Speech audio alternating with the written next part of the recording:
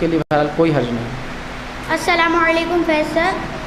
ہمارا سوال یہ ہے کہ کوئی بچہ اگر گونگا ہو، اندھا ہو، اس کو کچھ سننے نہیں آتا ہو، تو اس کو نماز پڑھنے کی کوئی چاہت ہو تو اللہ اس کو وہ بھی نماز نہیں پڑھ سکتا تو اس کو اللہ جنت میں ڈالیں گے کیا ضرورت ہے؟ میں نے ایک سوال کیا کہ کوئی شخص ہو، کوئی بچہ ہو جس کو سنے بھی نہیں آتا اور دکھتا بھی نہیں ہو، دونوں چیزیں، اس کو سنے بھی نہیں آتا اور اس کو دکھتا بھی نہیں ہے کہ وہ کیا مطلب بول رہا ہے. لوگوں کو کھڑے رہنا، سوال کرنا کھڑے رہنا.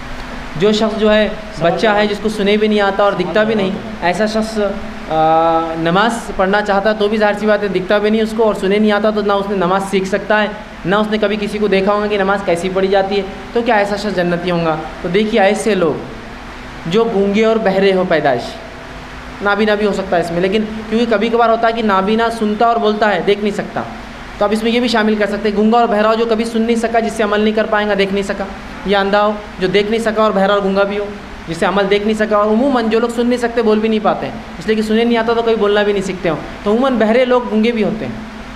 کبھی کبھار گونگے جو بہرے نہیں ہوتے کچھ نہ کچھ بول لیتے، لیکن جو بہرے ہوتے ہیں گونگے بھی ہوتے ہیں، اس لیے کبھی سنتے نہیں تو بولتے بھی نہیں. ایسے لوگ. اسی طرح وہ بوڑھا جو اتنے بڑھاپے میں انتقال کرا ہو کہ جب اسلام آیا تو اس کی عقل ماری گئی ہو، اس کو کچھ سمجھ میں نہیں آتا تھا، تب اسلام آیا وہاں.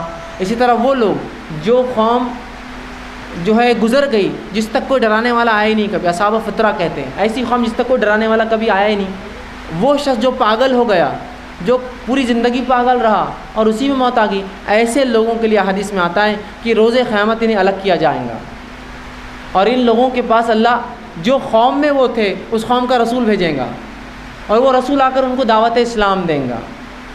ٹھیک ہے، جو اس کی دعوت قبول کر لیں گے وہ جنت میں جائیں گے، جو وہاں انکار کریں گے وہ جہنم میں جائیں گے. اس لیے کہ دنیا میں مقصد تھا اطاعت، اگر وہاں بھی اطاعت کر لے، چونکہ یہاں وہ گونگے بہرے اندھے کانے بوڑھے سمجھدار نہیں تھے، پاگل تھے، تو وہاں ان کو اطاعت کرنا ہے، مان لے تو جنت، نہ مانے تو جہنم. دوسری ایک روایت میں جو آتا ہے مسند احمد کی، وہ یہ ہے ایسے لوگوں کو اللہ رب العزت جمع کریں گا اور کہیں گا جہنم میں کود جاؤ.